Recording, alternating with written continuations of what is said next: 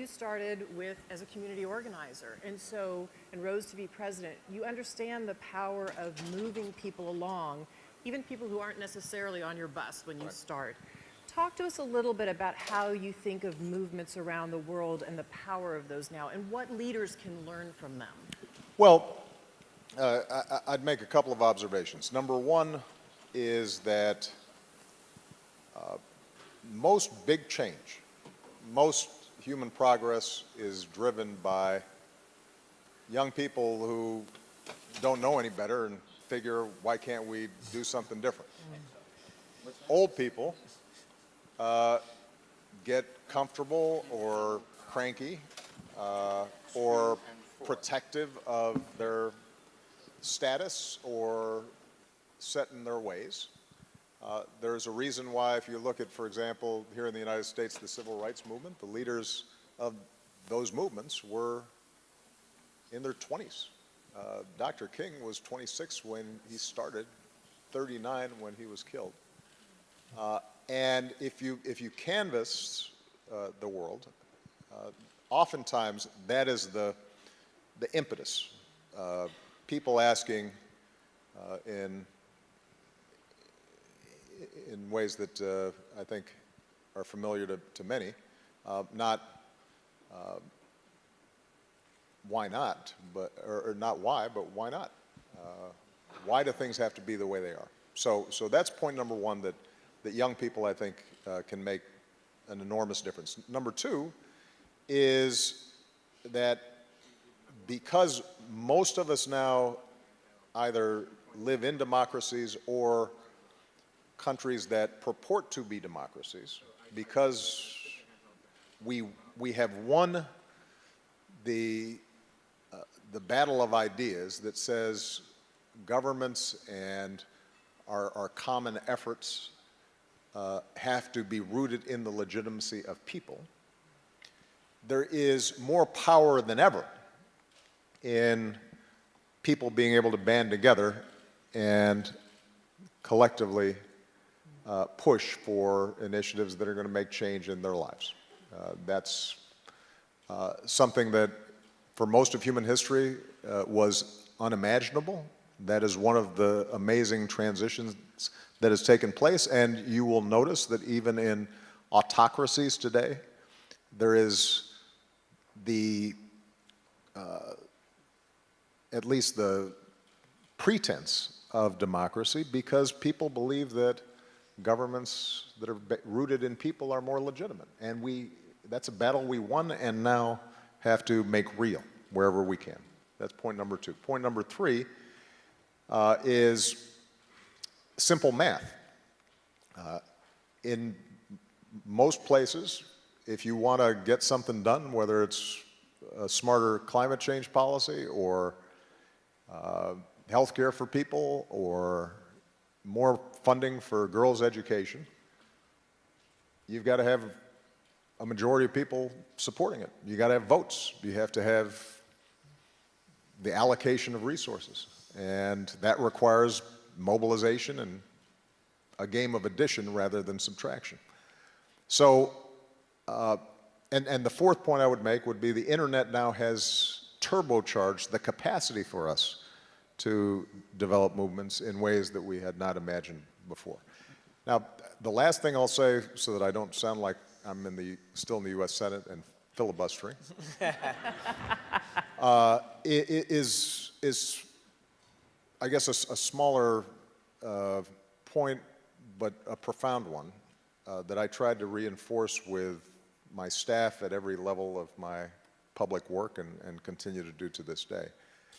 I actually think organizing, mobilizing, starting movements starts with a story. And you can't create a story that moves large numbers of people unless you are able to listen and hear to the story of the person next to you. The story of your neighbors, the stories of your coworkers, the stories of your community, the story of people who are not like you.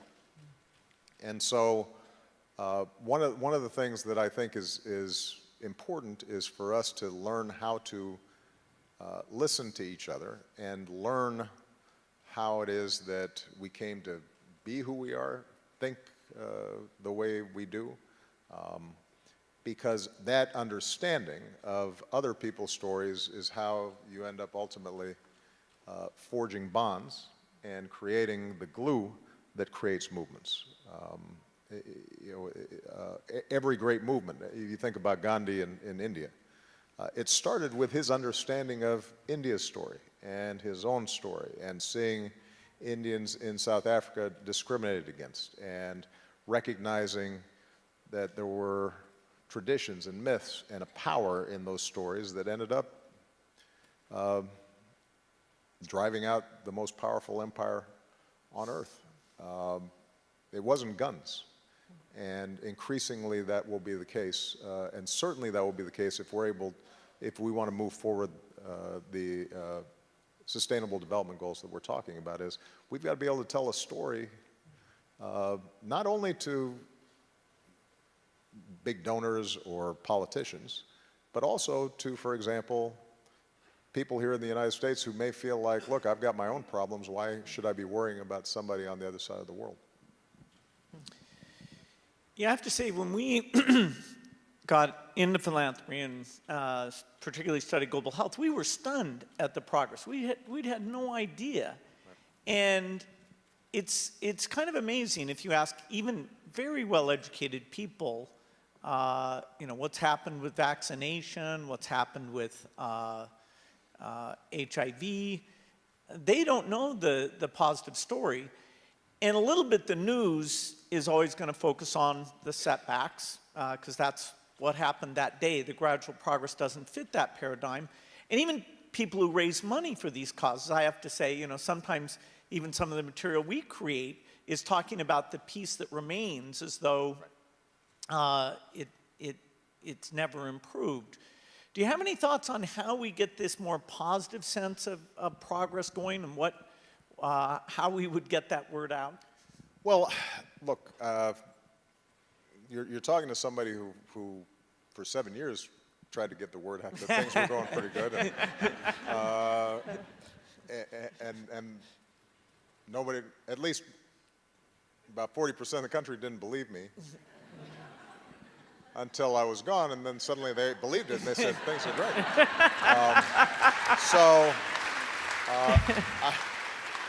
So with that caveat, I'd make a couple observations. One, you're right, Bill, there is the nature of the media, and maybe just the human brain, is to fasten on what's wrong, not on what's right. And I'm not sure we're going to be able to change that, right? Visual displays of a fire are much more interesting than just a building sitting there. And so the fire is going to make the news, the building sitting there nicely, and people are walking their dogs in front of it and stuff. That will not make the news. So I don't think that we can count on conventional media necessarily to spread the word. This is, though, where the power of the internet has not, I think, been harnessed the way it needs to be, particularly when we think about young people and young audiences. Malia and Sasha consume information differently than I do. And I think that those of us who've been involved with policy work are still putting out these reports with pie charts and this and that, and that's not interesting to them. But stories and visual representations of progress can go viral. There's a hunger for it. It's just that we don't systematically think about it. And so I think when the three of us were talking a while back, I mentioned that one of the areas that I'm deeply interested in is how do we build sort of a digital platform whereby people can go to find out what's happening that is moving the progress on issues, and then activates them. Because I heard somebody, I think maybe Trevor, saying an important point. I'm very interested in how online communities can move offline. How this incredible power to convene through hashtags and tweets and this and that and the other eventually leads to people meeting each other and talking to each other. And I think that we have not fully tapped that as a way of spreading the word about progress that has been made. I also think it is important for us to put some friendly pressure on leaders to tell good stories and to make sure that we don't, that we aren't so rigid in our partisanship or ideologies that we are not willing to acknowledge and share when somebody who might be of a different political persuasion has done something really good, even if it runs contrary to our short-term political interests. I mean, I always used to say, as big as the differences were between me and my predecessor, George W. Bush, that what his administration initiated with PEPFAR was a singularly important achievement that we needed to sustain and build on. And I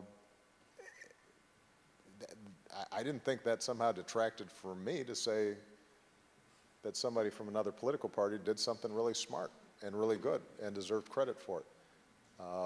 And I feel as if these days, within our political circles, that's a hard thing for people to bring themselves to do.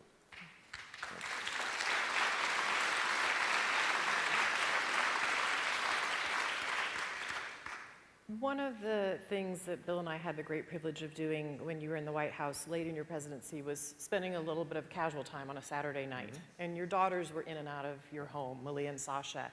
And you've been to our house earlier this summer and saw Rory and Phoebe, two of our three, in and out of our house. Our daughter Jen is here in the front row.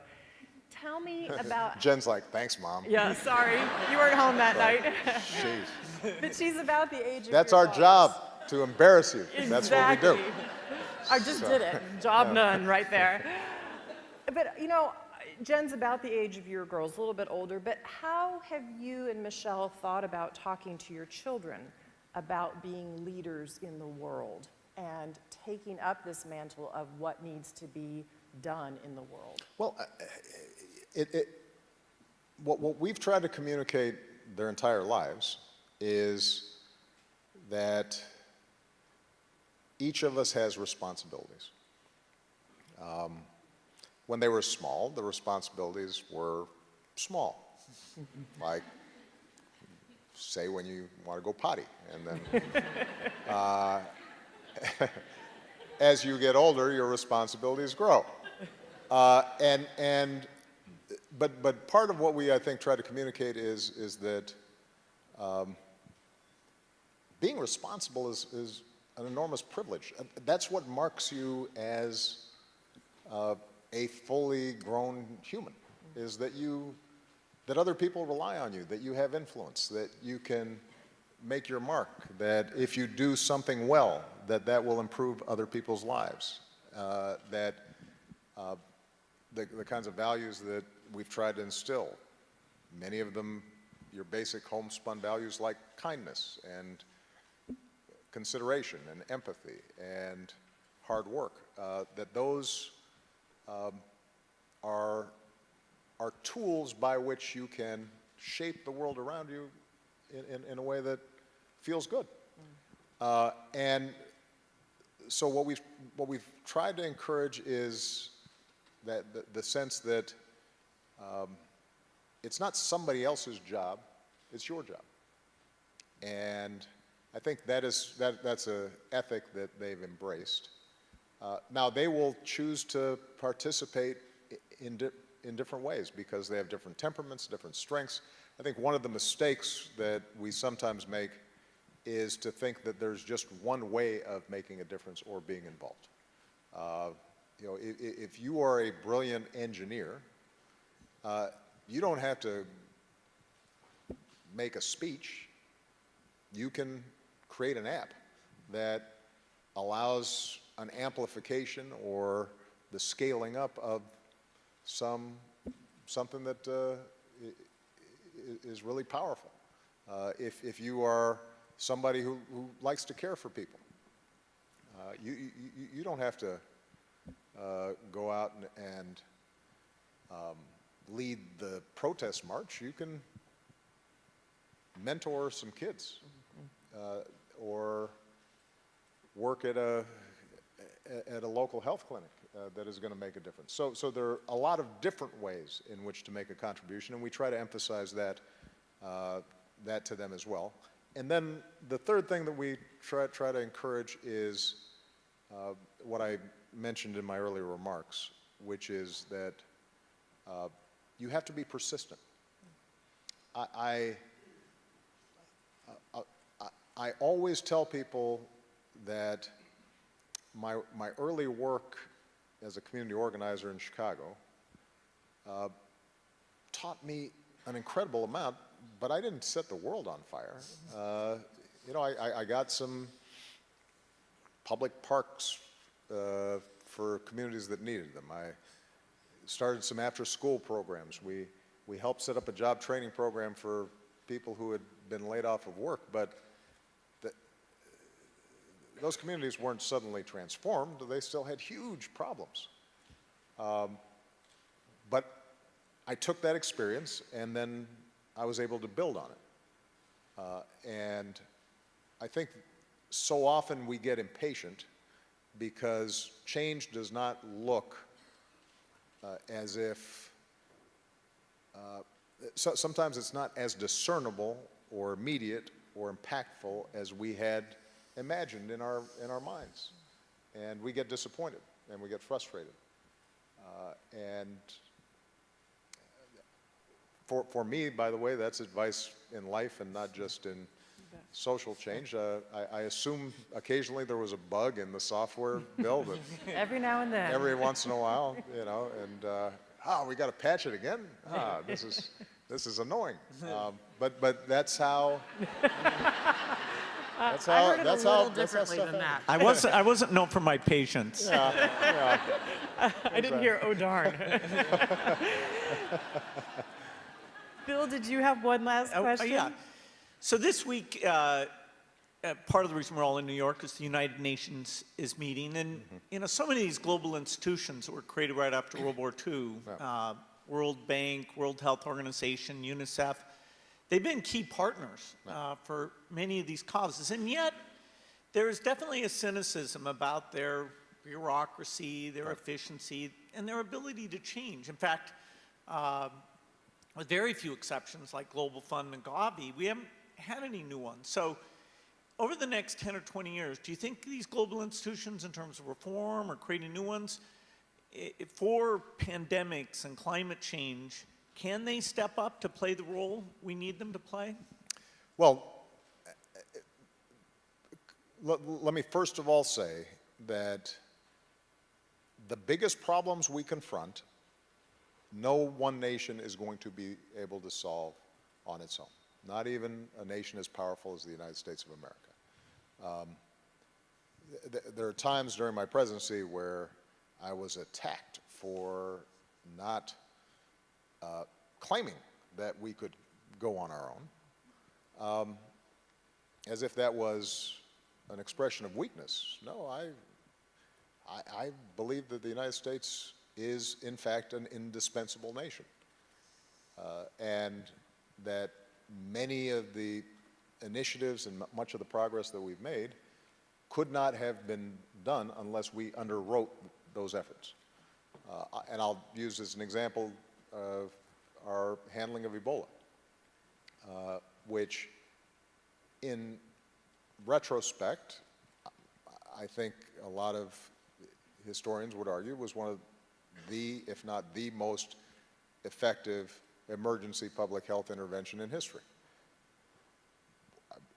We had to create the architecture and the infrastructure and send our military in to create runways where the Chinese could then land planes to deliver goods. And we had to provide guarantees to the Europeans so that if they sent health workers, they could feel some assurance that they could be medevaced out if they got infected.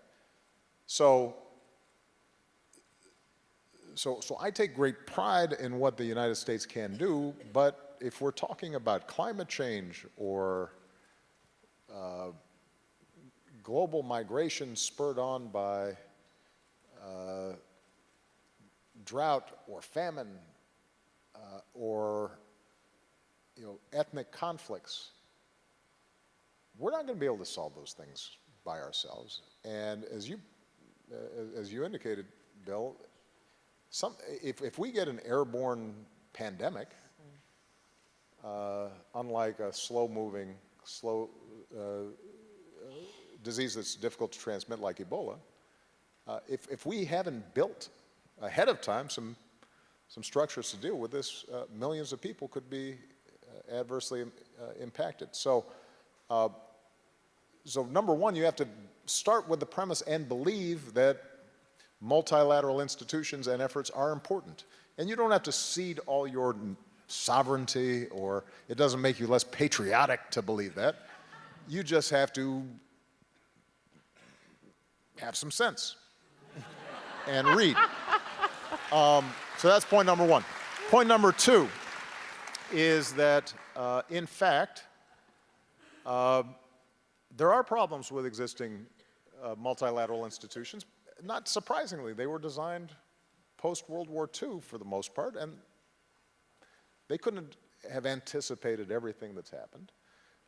There is bureaucracy and inertia and resistance to reform. So it is important for every country, every leader, to be honest about the need for reform and not simply think narrowly about, well, I want to keep certain numbers of slots or votes or this or that. At least on many of the issues where there shouldn't be a big ideological controversy. Look, reforming the Security Council, that's something that goes to core geopolitical interests and is a huge, difficult, and perhaps unachievable goal anytime soon. On the other hand, making sure that the WHO works well and that we have a sufficient security trigger when a pandemic or something else happens, that is achievable. And it shouldn't be controversial. It's just a matter of digging in and getting the work done. When it comes to girls' education, there may be cultural resistance in some places to actually getting it done, but generally speaking, there aren't that many folks who will explicitly say, I'm sorry, we don't want to educate our girls and women. As a practical matter, you may see that in certain countries, but at the level of our multilateral institutions, there should be a broad consensus. And so what I would hope for is that we come up with concrete plans in those areas, oftentimes with respect to the Sustainable Development Goals, are areas where there is a consensus on at least the aims, if not always the means. And think about how can we improve delivery systems, how can we improve their operations on a day-to-day basis. But ultimately, the last point I would make, that requires leaders to feel as if it matters and is important. That in turn requires the public think that it matters and is important, because unfortunately what you discover is that most politicians and elected leaders are followers and not leaders. They're called leaders, but most of the time they follow. They see what do their constituencies care about, and they respond. And one of the biggest challenges that we've had is that, and I speak most intimately about the United States, the general public responds with enormous generosity when they see a specific story of a child who's hungry, or somebody who's been stricken by a flood. But when it comes to just a general knowledge or interest in development funding, not only do they not know much, but they oftentimes have a negative reaction because their view is, we've got a lot of needs here at home, why are we sending money overseas? Sadly, it is one of the only areas where Democrats and Republicans agree in the United States is on foreign aid. And repeatedly you've seen public opinion surveys where people wildly overestimate what we spend on foreign aid. They think 25% of the federal budget is going to foreign aid and helping people other than folks in their towns and their communities. So the need for public education in the ways we talked about that promote, that tell a good story, that point out that this is actually a bargain, that connect what we do with respect to development to security, not in a perfect correlation, but to say that, look, if you've got failed states, then generally some of that's going to spill over on us. If you have economies that are failing, ironically, if you are concerned about immigration and mass migration, it's really a good investment to make countries work so that people can eat, because then it's not like they're dying to get on a dinghy and float across an ocean. If the country where they were born and they loved was functioning. So thinking about ways in which we describe this both as an economic imperative, an environmental imperative, a security imperative, the more we can influence public opinion, the more you'll see politicians respond. That doesn't mean that there is not an enormous role to play for NGOs, philanthropy, and so forth. But, and I've said this to both Bill and Melinda, even with the incredible generosity and enormous skill with which they've deployed their resources over the years, the U.S. budget's still bigger. Absolutely. A lot bigger. And, a lot. you know, this notion that you can, that I hear sometimes from young people, that you can work around government and work around politics because it's too messy or it's corrupt or it's, you know, I just don't like those folks or what have you. I'm sorry, guys, that's not going to work. If you want to get done what you're talking about, you will have to combine effective philanthropy and technical know-how and smart policy engineering with getting your hands dirty, trying to change public opinion and trying to ensure that the people who are in charge of the levers of power are responsive. And that will require work, and I guarantee you, you will be disappointed at points. But what a glorious thing it is to be responsible for saving the world. That's your responsibility. And Arn, thanks.